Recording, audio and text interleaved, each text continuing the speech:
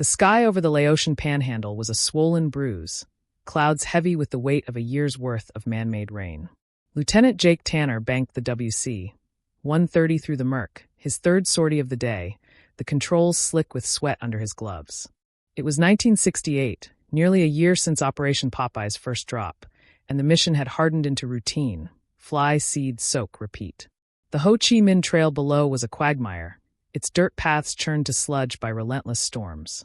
Tanner's squadron had turned the monsoon into a weapon, and he felt the grim pride of it.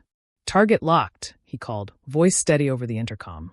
"Trail junction, 15 miles south of Mujia Pass. Clouds are ripe." "Copy that," Hicks replied from the cargo bay, his hands on the dispenser controls. "Silver iodide's loaded, 10 pounds this run. Ready when you are." Tanner nodded to Evans, his co-pilot, who flipped switches with mechanical precision. The plane shuddered as the chemical sprayed out, a fine mist swallowed by the gray. Tanner circled, watching the rain take hold. First a shimmer, then a downpour, hammering the jungle into submission. He'd lost count of the missions, hundreds now, each blurring into the last. Soyster had drilled it into them. Keep the trail drowned, no matter the hours, no matter the cost. Back at Udon Thani, Lieutenant Colonel Edward Soyster paced the hangar, pipe clenched tight, his eyes on a map pinned to the wall. Red XS marked the trail's choke points, each a victory in his war of water. He'd pushed the squadron hard since Johnson's green light, daily flights, triple shifts, every cloud a target. The brass loved the results. Enemy trucks stalled, supply caches rotted, Hanoi's push south slowed to a crawl. Soyster lived for it, a bulldog with a bone, his obsession a fire that never dimmed. "Another hit," he muttered, marking the map as Tanner's radio crackled through. "That's 3 today. Keep 'em coming, boys." The operation had ballooned. 5 planes now, crews stretched thin, barrels of silver iodide shipped weekly from stateside. The cost ticked up too, $3 million a year, a line item buried in the Pentagon's sprawling budget. Taxpayers didn't know, didn't ask. They saw body counts drop and called it worth it. Soyster saw numbers too. Every dollar spent was a GI not bleeding out in the mud. Cheap, he told the generals, and they'd nodded, wallets open. But the routine gnawed at Tanner. He flew on autopilot, muscle memory guiding the plane, his mind drifting to the ground below. He'd seen glimpses through breaks in the clouds, flooded rivers, swamped villages, tiny figures scrambling. At first, he'd shrugged it off, war's price, Soyster's line. Now it stuck like damp rot, a quiet ache he couldn't shake. "Rain's solid," Evans said, checking the radar. 5-mile spread this time. "Holding steady." Tanner grunted acknowledgement, banking for base. 5 miles, tight enough, per Dr. Claire Henshaw's latest tweaks. She'd fought for precision, and Soyster had grumbled but complied mostly.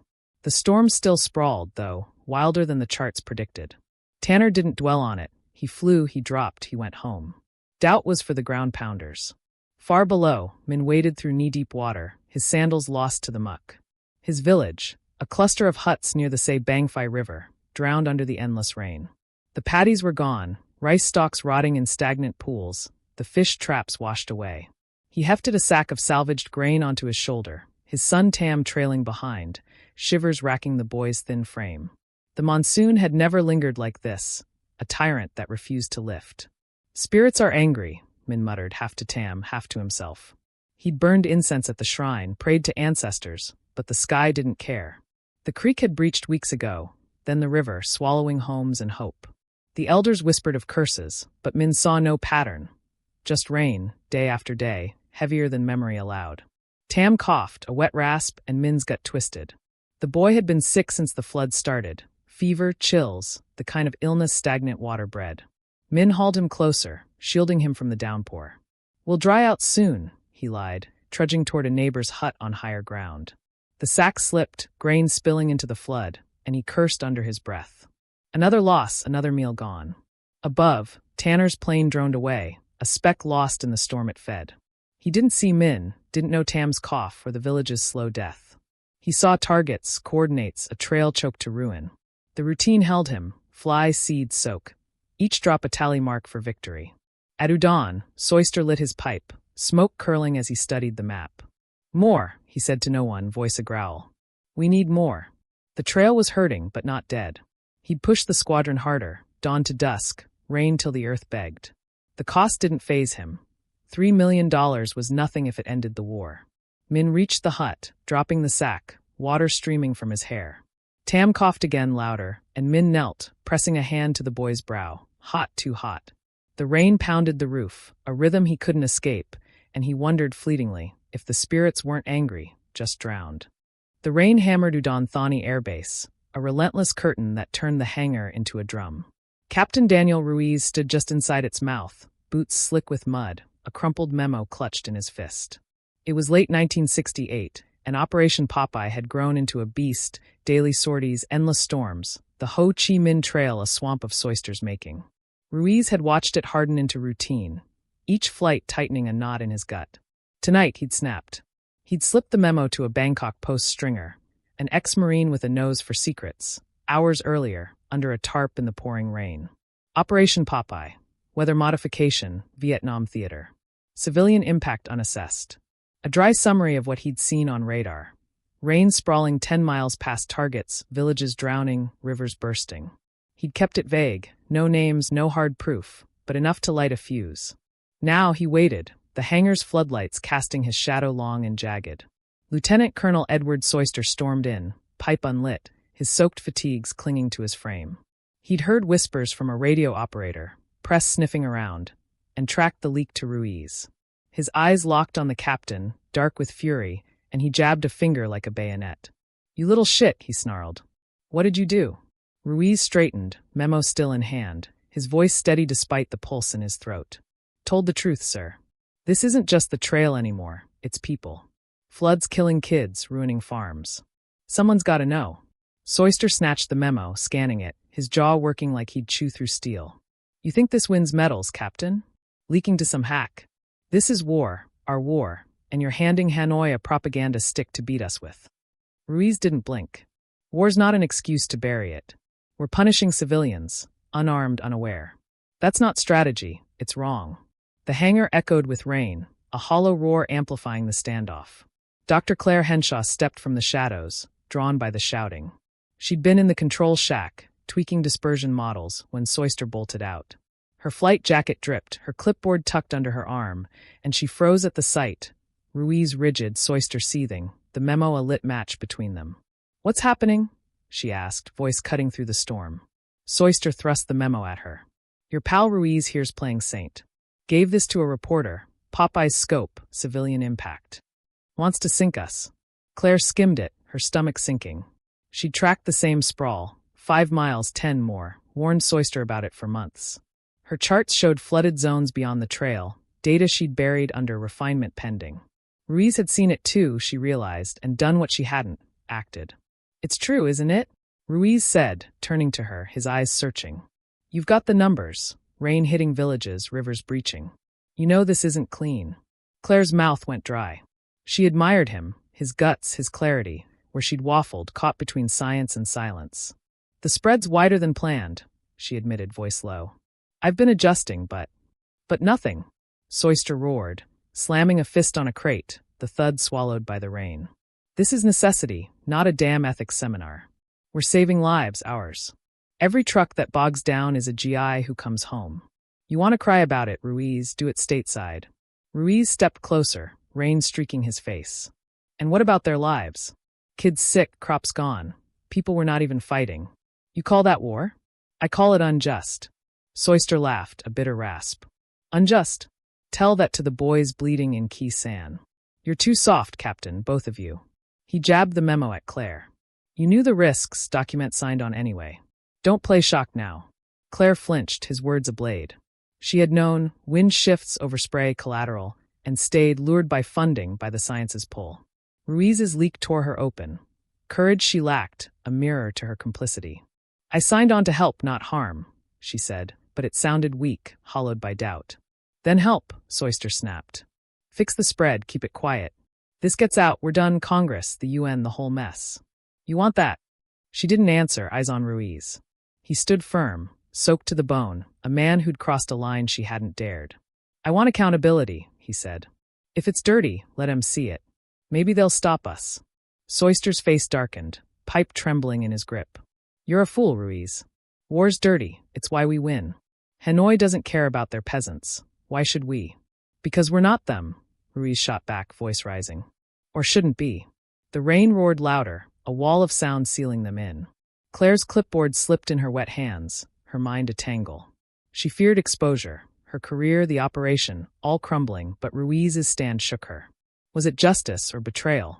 Soyster's necessity clashed with Ruiz's truth, and she stood pinned between. Soyster crumpled the memo, tossing it into a puddle. You're confined to quarters, Captain. One word more, and it's a court-martial. We'll ride this out. Press won't bite without proof. He turned to Claire, eyes hard. Get back to work, document. We're not stopping. Ruiz didn't move, staring him down. They'll find proof. I'll make sure. Try it, Soyster growled, then stalked off, boots splashing through the flood. The hangar trembled under the storm, rain seeping through cracks, pooling at their feet. Claire stayed, rooted, as Ruiz met her gaze. You could have stopped this, he said, soft but cutting. Still can. She shook her head, rain blurring her glasses. I don't know how. It was a lie. She knew the data, the fixes, but fear chained her. Ruiz turned away, disappearing into the deluge, leaving her alone with the sound of water and the weight of her silence. Outside, the storm raged, a monster they'd fed, and Claire wondered if Ruiz's leak would drown them all, or set something free. The control shack at Udon Thani Air Base was a sauna, its tin roof pinging under the endless rain. Dr. Claire Henshaw hunched over a desk cluttered with weather charts, her glasses fogged from the humidity. It was late 1968, and Operation Popeye's rhythm had turned relentless. Sorties day and night, the Ho Chi Minh Trail a sodden scar. She'd spent the morning sifting radar data, her pencil tracing rainfall patterns that refused to behave. The numbers glared back, erratic, messy, wrong. She flipped to a map, red circles marking the latest drops, 5 miles wide, then 7, then a jagged 10-mile sprawl west of the trail. Some zones drowned, rivers bursting banks, while others baked dry, clouds wrung out too soon. Claire's models had promised precision, tight, controlled storms, but the monsoon laughed at her equations. Wind shear, humidity spikes, chaos she couldn't pin down. She scribbled a note, unstable, recalibrate. The door banged open, Edward Soyster stomping in, pipe unlit, his fatigues damp. He'd been dodging Ruiz's leak, stonewalling brass over the phone. What's the holdup, Doc? He barked, eyeing her charts. Tanner's waiting, 2 planes ready to roll. Claire straightened, pushing the map toward him. Look at this, Colonel. The rain's off, spreading too far west, drying out east. It's not holding pattern. I warned you, too many variables. Soyster squinted at the red circles, then shrugged, tapping his pipe against his palm. Acceptable variance, Claire. It's hitting the trail. That's what counts. Acceptable? Her voice sharpened, a rare edge. 10 miles west isn't variance, it's a flood zone. Villages, farms, people are underwater. East of the pass, it's a drought. We're breaking the system. He snorted, leaning on the desk. System's already broken, it's war. We're not here to water crops. Trail's a mess, Hanoi's hurting. That's the mission. Claire shoved a radar printout at him, rain bands sprawling like spilled ink. This isn't just the trail. It's chaos, unpredictable. I need time to adjust, cut the drops, test smaller loads. No cuts, he snapped, cutting her off. Brass is breathing down my neck. They've sunk millions, 3 and change this year. And they want results, not excuses. You fix it in the air, Doc, or we're all grounded. She flinched, the economic weight landing hard. 3 million planes iodide over time, piled on taxpayers' backs, a bet on her science. The generals didn't care about floodplains or dry wells. They saw stalled trucks, fewer body bags, a war inching toward victory. She'd known the stakes, signed on for them, but the cracks in her work felt personal now. Her failure, her mess. It's not an excuse, she said, quieter, gripping the printout. It's a warning. We keep pushing, it'll get worse, bigger floods, wider droughts. Nature's pushing back. Soyster lit his pipe, the flare of the match casting shadows on his craggy face. Nature's our bitch, Claire. We've got planes, chemicals, guts. You're the brain, make it work. Her jaw tightened. She'd tried, tweaked dispersal rates, begged for wind data, but the monsoon was a beast and they'd fed it steroids.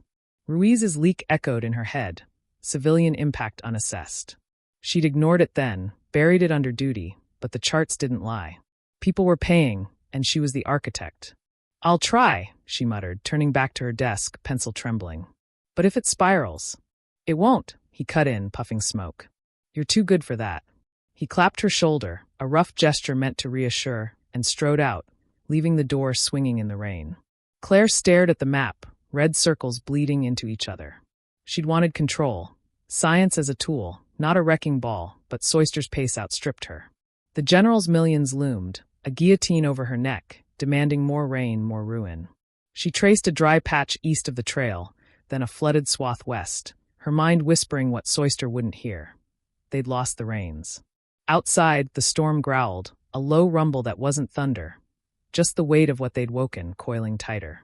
Claire's pencil snapped, the sound lost in the rain, and she wondered how long before it broke them too.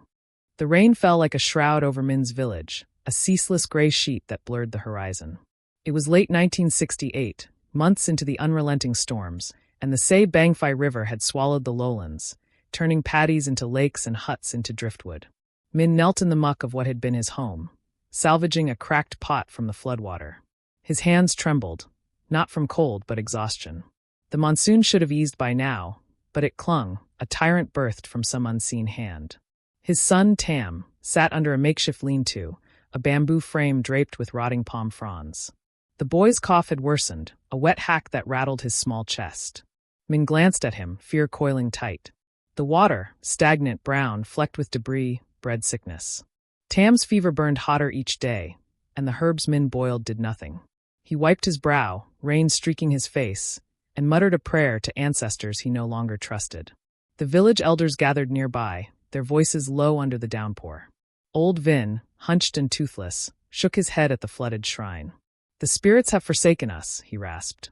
"This rain, it's no season we know. A curse." Min didn't argue, though he doubted spirits cared enough to curse them. He'd seen floods before, rivers rising, crops lost, but this was different. The rain came too fast, too hard, day after day, drowning reason. The creek had breached first, then the river, washing away nets, tools, lives. Half the village had fled north, the rest stayed, clinging to what little held. Tam coughed again, a choking sound, and Min dropped the pot, wading to him. "Hold on, little fish," he whispered, lifting the boy's chin. Tam's eyes were glassy, his skin hot against Min's calloused palm. The nearest healer was miles away, unreachable through the mire. Min's throat tightened, his son, his only tether, slipping in the deluge.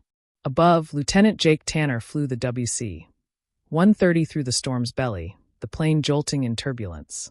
His squadron had hit the trail an hour ago. Another load of silver iodide, another rain-soaked victory. But he'd circled wider this time, radar pinging a broader sweep. The cockpit glowed dim. Evans hunched over the controls beside him, the hum of engines a steady pulse. Tanner's hands gripped the yoke, his jaw set, but his eyes flicked to the ground below. Through a break in the clouds, he saw it, flooded hamlets, roofs peeking like drowning hands, tiny figures slogging through water. Not the trail, not soldiers or trucks, but homes, lives caught in the sprawl. His stomach turned, a slow churn he'd felt too often lately. The routine had dulled him, fly, seed, soak. But the glimpses broke through, sharp and accusing. "See that?" he said, voice low, nodding to the window. Evans glanced out, then shrugged. "Collateral, sir. Soyster says it's part of the game." Tanner didn't reply, banking the plane for a closer look. The rain streaked the windshield, a mirror to the flood below. He'd been proud once, rain as a weapon, a pilot's magic, but the pride soured with each flight. Villages weren't targets, yet here they were, underwater by his hand. Soyster's words echoed, "War's messy." Messy didn't cover this. "Radar's got it at 12 miles west," Evans said, tapping the screen. "Dr. Henshaw's gonna hate that." Tanner grunted. Claire had fought for tighter drops, and he'd tried, adjusted altitudes, cut loads, but the storms laughed, sprawling wider every time. 12 miles meant more than the trail. It meant people like those below, drowning in his wake. He pictured Min, though he didn't know the name, knee-deep, a father's desperation he could only guess at. Back on the ground, Min carried Tam to the elders, water sloshing at his thighs. "He's worse," he said, voice breaking. "We need dry ground, medicine, something." Vin shook his head, rain dripping from his chin. "No dry left. River's taken it all. We wait, pray it lifts." "Wait!" Min snapped, louder than he meant. "He'll die waiting." He clutched Tam closer, the boy's breaths shallow, and turned away, fury boiling beneath his fear. The rain mocked him, pounding the lean-to, and he wondered who'd cursed them. Not spirits, but something crueler beyond his reach.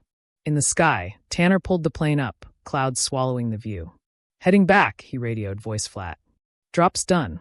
"Copy." Came the reply from base, Soyster's growl in the background. Good work, Tanner. Good work. The words stuck bitter. He'd seen the trail bogged, mission accomplished, but the flooded huts lingered, a weight he couldn't shake. Who paid the price for victory? Not Soyster, safe in his hangar. Not the brass, counting dollars saved. It was them faceless, voiceless below. Min knelt by Tam, brushing wet hair from the boy's brow. The rain roared, a wall of sound, and he whispered, "Hold on," though he didn't know for what. Above, Tanner flew on, the storm's edge blurring his pride into something darker. Guilt, maybe, or the first crack in his soldier's shell. Edward Soyster stood in Udon Thani's hangar, rain drumming the roof like artillery. It was late 1968, and Operation Popeye had morphed into a relentless machine. Hundreds of sorties, the Ho Chi Minh Trail a drowned ruin. But reports trickled in. Enemy mules still slogged through, supplies creeping south. Not enough, Soyster thought, jaw tight. He'd wrung the monsoon dry, and still Hanoi fought. Time to squeeze harder. He turned to a crate of dry ice, fist-sized chunks glinting in the hangar's harsh light. Silver iodide had been the workhorse, but dry ice, carbon dioxide frozen solid, promised more. Colder clouds, heavier rain, a knockout punch. He'd pushed Dr. Claire Henshaw for it weeks ago. She'd balked, citing risks, but he'd won. The brass didn't care about caution. They'd poured millions into this, $3 million and counting, and demanded the trail dead. Soyster aimed to deliver. Load it up, he barked at Hicks, the crew chief, jabbing his pipe at the WC-130. 10 pounds dry ice, 20 silver iodide, double whammy. Tanner's flying tonight. Hicks nodded, hauling the crate. Risky, sir. Henshaw said it could oversaturate. She's not flying it, Soyster cut in, lighting his pipe with a snap. I am. Get it done. The hangar buzzed as crews prepped, the plane's engines warming with a low growl. Soyster paced, smoke curling around him, his mind on the trail. Muddy, yes, but not broken. Dry ice would freeze the clouds faster, drop rain like a hammer. He'd drown the bastards yet. Across the base, Claire sat in the control shack, a soil sample under her microscope. She'd collected it that morning from a Thai rice field near the airstrip. Routine, she'd told herself, a check on runoff. But the slide told a different story. Tiny grains of silver, glinting like shards of glass. Her breath caught. Silver iodide, her chemical, had drifted east, settling into the earth miles from the target. She'd warned Soyster about spread, and here it was, etched in dirt. She grabbed a notepad, scribbling, environmental drift, Thailand. Bioaccumulation? The monsoon carried it. Winds, rain, chaos she couldn't cage. Her stomach twisted. This wasn't just Vietnam now. It was seeping, a slow poison she'd helped unleash. She needed more samples, data, time, none of which Soyster would give. The radio crackled, Tanner's voice cutting through. Base were airborne. Dry ice and iodide loaded. Heading for the pass. Claire snatched the handset. Jake, wait, dry ice on top of iodide? That's untested at scale. Colonel's orders, Tanner replied, clipped. Drops in 5. She spun to the door, spotting Soyster's silhouette in the hangar. She bolted out, rain soaking her jacket, and caught him mid-stride. Colonel, stop this, she shouted over the storm. Dry ice with iodide, it'll supercharge the storm. Combined with the drift I'm seeing. Drift? He wheeled on her, pipe glowing. What drift? She thrust the notepad at him, wet pages smearing. Silver in Thai soil, miles east. It's spreading, and dry ice will make it worse. Bigger storms, wider reach. Good, he barked, cutting her off. Wider's what we need. Trail's still breathing. I'm choking it dead. It's not just the trail, she yelled, voice breaking. Villages, fields, our side too. You're blind. I'm winning, he snapped, shoving the notepad back. You're the brain, Claire. Fix the mess later. Right now, we drop. He turned away, striding to the radio as the plane's engines faded into the storm. Claire stood, rain pounding her skull, dread clawing up her spine. She'd seen the charts. Oversaturation meant flash floods, unpredictable surges. Dry ice was a gamble, and Soyster had rolled it without looking. Above, Tanner flew into the cloud bank, the WC-130 shuddering as Hicks unleashed the load. Dry ice first, then iodide, a double blast into the gray. The rain came fast, a wall of water crashing below, thicker than ever. Tanner banked, peering through the windshield. Holy hell, he muttered. It's a damn river down there. Evans checked the radar, eyes widening. 15 miles and growing fast. Winds pushing it south. Tanner's gut tightened. South wasn't just the trail. It was U.S. lines, outposts hugging the border. He keyed the radio. Base, storm shifting south, looks big. Confirm. Static hissed, then Soyster's voice. Keep it coming, Tanner. Hit him hard. Claire grabbed the shack's radio, cutting in. Jake, pull back. It's too much. Too late. The radar lit up, rain bands sprawling 20 miles, a monster loosed. Tanner circled, helpless, as the storm roared south. Below, a U.S. outpost, Firebase Delta, a muddy speck near the DMZ, braced for a drizzle that never came. Instead, a flood surged, water smashing sandbags, tents ripping free. The radio crackled, a panicked voice breaking through. Base, this is Delta. Flooding bad. Rivers over the wire. Send help. Claire's hand flew to her mouth, the handset slipping. Soyster froze, pipe dropping ash onto his boot. What the hell? He muttered, grabbing the radio. Delta, repeat. Flooding. The voice screamed, then cut to static. Claire stared at him, rain streaking her face. You did this, she whispered, barely audible. I told you. Soyster's jaw clenched, but he said nothing, eyes on the radio as the storm's roar filled the silence. The escalation had begun, and it was drowning their own.